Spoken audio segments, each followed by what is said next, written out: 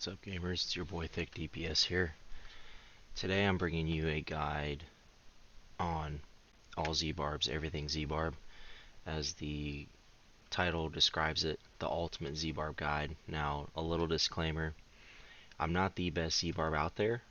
I have played it quite a bit, but on top of that, I have the time available to put into this video. So, with that being said, I'm going to have timestamps in the description for if you're only interested in one of the zbarbs and not the others. Okay, I'll leave them in there. I'll leave the D3 planner link down below so you can see all this gear and how it's built. Alright, so the first thing we're going to talk about is the rat zbarb. Alright, the first thing I'm going to go over is your expectations. So you are to keep ignore pain up 24/7. I don't know the exact cooldown percentage that you need for it. I just know that if you get cooldown on all the pieces of gear that you're supposed to, it'll work. You pick up progression orbs, okay? And you just make sure you don't furious charge or walk past shock towers. You make sure you run leap so that you can do the jump. I will go over both of those things, show you what the shock towers look like, show you how to do a jump, and I'll do that in this video after I'm done going over the gear. The other thing you want to think about is protection. If you see that a rat continues to die, or if they do die, go back and help them. If you see somebody is moving slower than the others, go back and help them. You actually are helping by just going back and being with them. Okay, let's go over the gear. So, Leorix, you want to try to get intelligence on it because this is one of those what I like to call character neutral items, and you want to get intelligence, vitality, all res. The legendary affix is what we're looking at. We want 100% or closest to 100% the effectiveness of the gem that's socketed into it, which is a diamond, which gives you cooldown, so it increases your cooldown. Okay, Rondell's locket, because what we want to hone in on is the 6 pickup radius and the globe and potions. You want to try to get it intelligence because it is one of those character neutral items as well. Attack speed and cooldown. Strong arm bracers, another character neutral item. Intelligence, vitality, all res. Life per hit isn't mandatory. It's just a nice little thing. Like, I don't know what to roll on this, so you go with life per hit. Increased pickup radius. Alright, that's going to go on everything that you possibly can. The only things that aren't going to have it is your 2 weapons and your rings. Everything else should have pickup radius. You want to make sure you have 22 pickup radius. That's the max. So try your best to get 22 pickup radius. That's a good goal to set. Okay. Band of Might for survivability. I went with all res, attack speed, cooldown. It is not a character neutral item, so you can't get intelligence on it. Gives you 80% reduced damage anytime you use furious charge or leap. Also, you want to use Gem of Infectious Toxin. This and Wreath of Lightning, you don't want to level more than level 25. Okay? Because right there, all you're wanting is to get to 25 so you can get the secondary affix on it. While under the effect of Wreath of Lightning, gain 25% increased movement speed. That's all you want. With Infectious Toxin, you want all enemies you poison take 10% damage from all sources and deal 10% less damage. So when you Furious Charge something, or you Ancient Spear something, or you Leap something, anytime you come in contact with them, it's going to, while using an ability I should say, it's going to use that second affix. Alright. Your belt, you want Pride of Cassius or Chelenix Chain. Whichever one you get a better roll of goes on you. The worst roll goes in the cube. Predacassia is just easier because there's a 10% gap with Chilinix chain. This will only roll 4 to 6 seconds. Alright. On that, you want pickup radius, like always. And this is not a character neutral item, so you'll get strength, vitality, all res, percent life. For your pants, you want cane set. You want to go with intelligence because it's a character neutral item. You can roll it on a necro, witch doctor, wizard to get the intelligence on it. Vitality, all res, pickup radius. Illusory boots, character neutral item, intelligence, vitality, all res, pickup radius. You also want the affix on this so that you can move unhindered through enemies. Ingeom, character neutral item, intelligence, attack speed, reduce cooldown by 10%. Throw a gem of ease in there for the XP. Echoing Fury, character neutral item, intelligence, attack speed, cooldown at 10%. A lot of people have the question of what the affix actually means. Slaying enemies engulfs the wielder into a frenzy. What that means is you will gain attack speed. Attack speed's great for Barb to spam his Fury's charge. Oculus Ring, another character neutral item. And what you want is attack speed, cooldown. Gogaga Swiftness, this is the only gem you'll level as high as you can, because it gives you increased dodge chance. The secondary affix is gain 1% cooldown per stack of swiftness, so it gives you more cooldown. Canes for gloves. Intelligence again, because it's character neutral. 130 all res, attack speed, reduce cooldown. Pickup radius again. For your shoulders, Savage set, and your chest. You can't get intelligence on them, so strength, vitality, all res, cooldown, increase pickup radius, and health globe if you can get it. If you can't, it's not a big deal. Same with the chest, strength, vitality, all res, pickup radius, and health and globe if you can get it. Okay? So that's the basis of the gear. Like I said, I want to reiterate the pickup radius. You want to make sure you're hitting that 22, and if you don't know where it is, it's under life, bonus to gold, and globe radius. That's what you want to get to 22.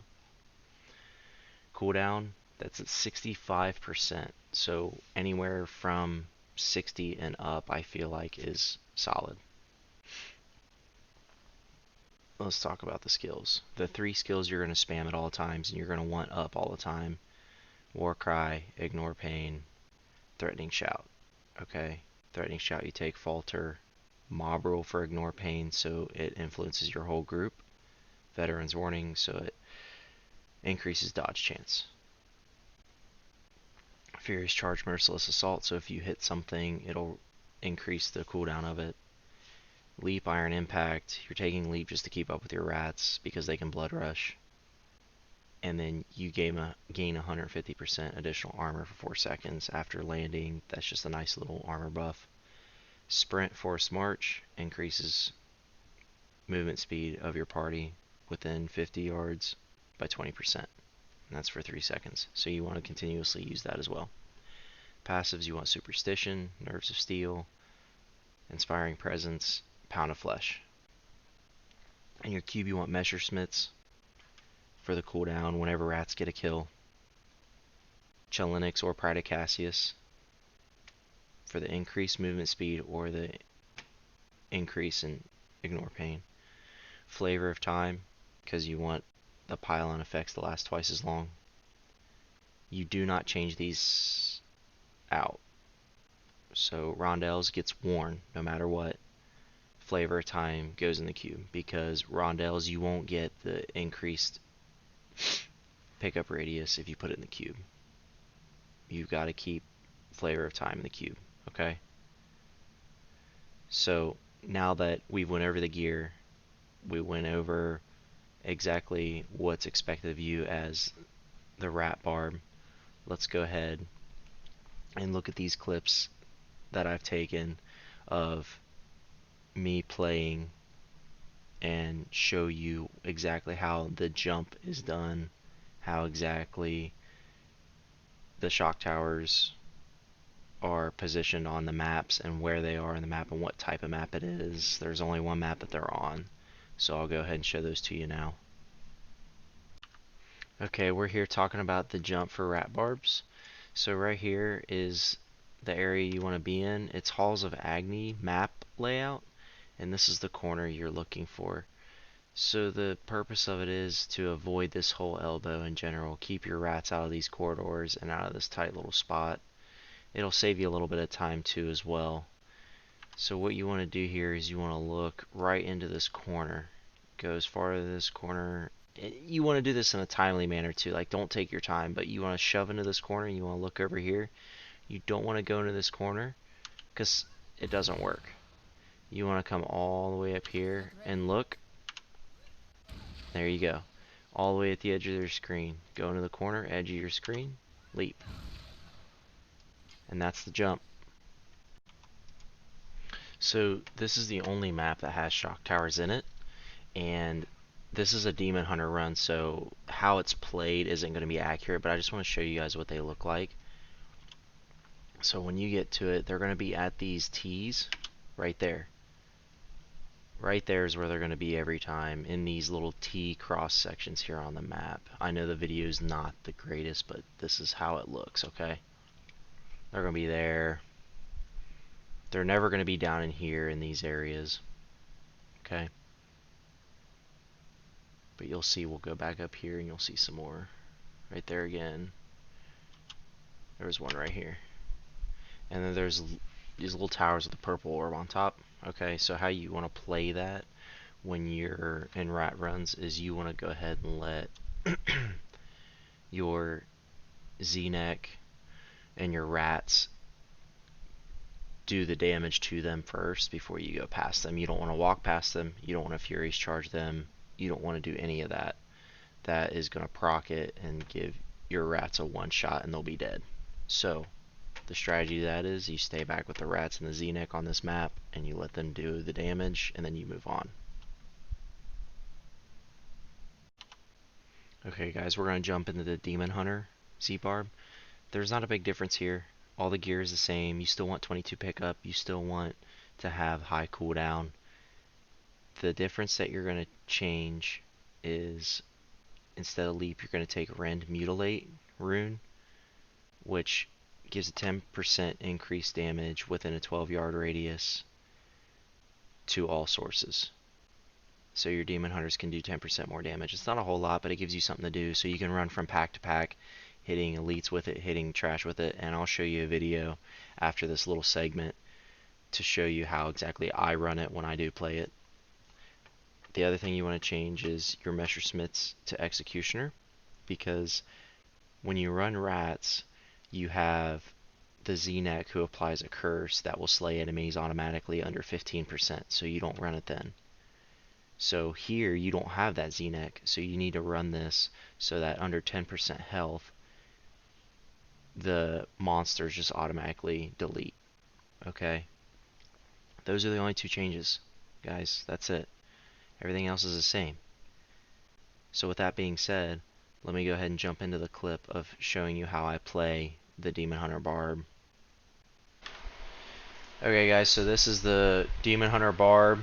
You're just Furious charging around. As you see, I don't rend every single thing. I wait till I get to an elite pack, or I wait until I get to a good group of trash. And you just apply rend continuously. Rinse and repeat.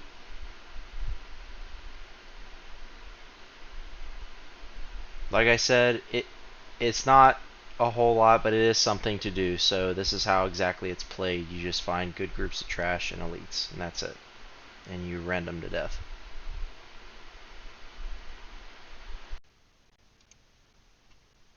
Okay, let's talk about the meta zbarb, okay? This is going to be a lot different. Your expectations are you are to group the trash, keep everybody alive, and make sure that your trash killer can effectively kill groups and groups of trash continuously. Also, on top of that, you are responsible for exchanging stacks if you're taking advantage of the seasonal buff. You're going to be the person that's doing timers, going in and out, Furies charging in and out. That's a different video. We're not going to go over that here. The other thing I want to talk about is when you run this gear, there's many different variations that you can run. These two builds that I've come up with here are just the two that I highly recommend, okay? So I'm just going to get into it, go over the gear, go over the skills, and we'll go from there, okay? So you want to wear a 4-piece Raker set, which is going to allow your Furious Charge to refund after only hitting one enemy. It's going to give all runes to Furious Charge, and we don't care about the increased damage. And for the stat itself, you want to run Strength, Vitality, Alt Res, Pickup Radius. Pickup Radius on everything, yet again, you want to try to get 22. Flavor of Time, you're actually going to wear it, and since it's a character neutral item, you're going to try to get Intelligence, Alt Res, Attack Speed, Cooldown. This is one of the most difficult items to roll in the game, so if you happen to get lucky with a non-ancient, that's fine. Ancient, whatever. The next thing is Nemesis Bracers. Character neutral, you want to get Intelligence, Vitality, All Res, Life per hit if you can. Life per hit's just an added bonus, and you want Pickup. Now you're going to run Obsidian Ring of the Zodiac because you don't have Messersmiths in your cube anymore. You're not running in Geom anymore. So this is going to help you with your cooldowns. Okay? You're going to still run Gem of Infectious Toxin. You're still going to look for that secondary affix that you need on it. You're going to use Oculus Ring on your opposite hand. Character neutral again. You want Intelligence, Attack Speed, and Cooldown. And you're going to run Gogok in it. Like I said before, you want to level that as high as you can. You're going to take Esoteric when you're doing metas as your third legendary gem because it just gives you more damage reduction. You want to also take the 2-piece Savage set. I left the shoulders and the chest because that's what I have on my rat barb. You can use these in any combination you want, any combination that you can make it work. You want to take Strength, Vitality, All Res, Pickup Radius. Strength, Vitality, All Res, Cooldown, Pickup Radius. Raycor's Gloves, since it's not a character neutral item. Strength, Vitality, Correction, Strength, All Res, Attack Speed, Cooldown, Pickup Radius. Pride of Cassius again for the 6 seconds Ignore Pain, Strength, Vitality, All Res, Percent Life, Pickup Radius. Pants of Raycor's, 650 Strength, Vitality, All Res, Increase, Pickup Radius. Boots, Strength, Vitality, All Res, Pickup Radius. And I want to take a second to talk about these things. So your weapon, Pig Sticker, just because you can get the most rolls on it, and it's the fastest attacking weapon, so you can spam your Furious Charges faster. Intelligence, Attack Speed, Life per hit if you can get it, and Cooldown. I threw a Amethyst in there because you're not doing XP runs, so you don't need a Gem of Ease. Also, it'll give you 25,000% life per hit, not percent. 25,000 life per hit, which is always nice. Storm Shield, you have another character neutral item, so you want to try to get Intelligence, Vitality, All Res, Cooldown, and you want the Health Globe. The Health Globe's important. You want to try to get Health Globe on it. And the reason why you run these two, I'll go over it really quick, is the Sword and Board passive. Reduces damage by 30%, reduces fury cost by 20%. That's the main reason why you're running that. Okay? The skills we want to talk about: Warcry, Veteran's Warning. Ignore Pain Mob Rule, Threatening Shout Falter, Furious Charge Merciless Assault, Ground Stomp Wrenching Smash, and Ancient Spear Rage Flip. As you can see, these three you want to spam. This is your mobility. Ground Stomp could be subject to change. You can also change Ground Stomp to Wrath of the Berserker into Striding Giant. Reduces all damage taken by 50%. That's if you have, say, a experienced barb who is like, I'm going to Ground Stomp for the satyr, so you go ahead and take something else. That's a good option to take. And otherwise, if you're expected to do the ground stomping, you want to time it with your satyr the best that you can on their holy cycle for their COE. The same thing with the Poison Scythe Necro. He's going to do all of his damage in his poison cycle. So when they say stomp, or if you ask them to tell you, they should tell you, because you can't see that. Say stomp, you stomp for them, they do more damage. Ancient Spear Rage Flip, this is how you're going to gather your trash. You're going to run around the map and you're going to pull everything in to a location for your trash killer to kill it. Another note about this, if you're that secondary bard that's not ground stomping, do not use Ancient Spear in the mob. You want to use it outside the mob, shooting it outwards.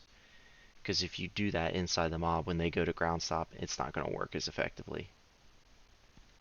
With that being said, you don't want a Furious Charge inside the mob either. It affects that ground stomp yet again. So if you need to proc your Band of Might, just do it outside of the mob. Make sure you're shooting your Ancient Spear outside of the mob and pulling the trash in. You don't want to shoot it across the mob to pull stuff in. Other than that, it takes practice, it takes time. You just got to get in a game with somebody and say, hey, look, I'm new at this, just work with me.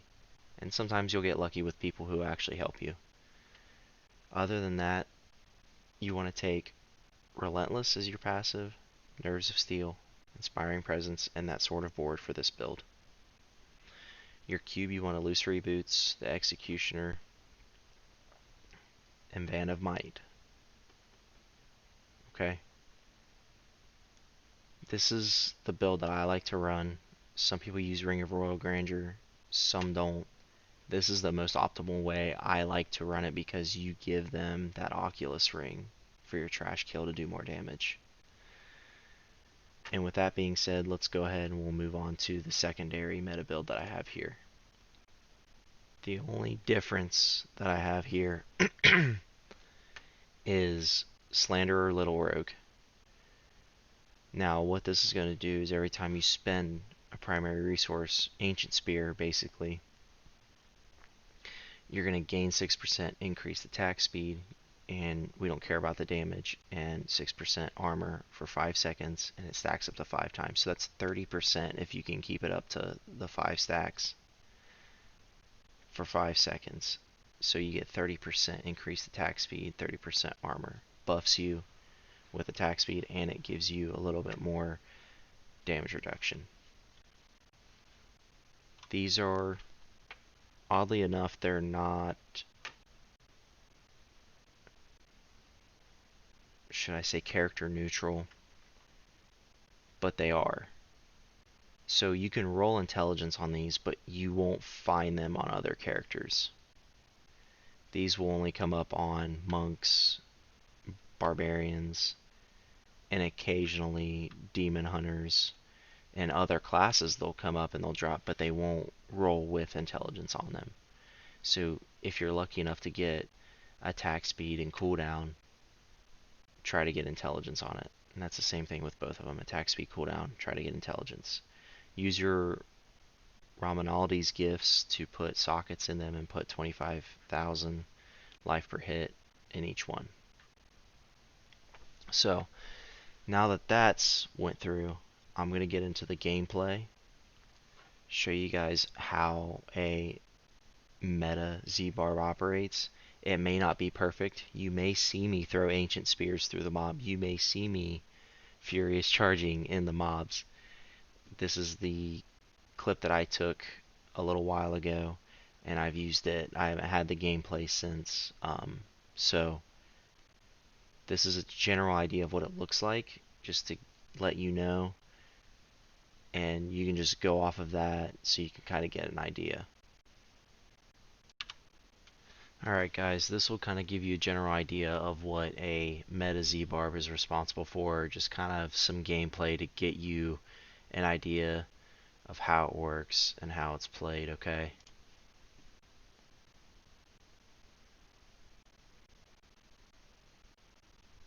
So as you can see here, you're in a group, and you see on Fury's charging within the group. You're not supposed to do that. And then you travel from that group out until the proc happens,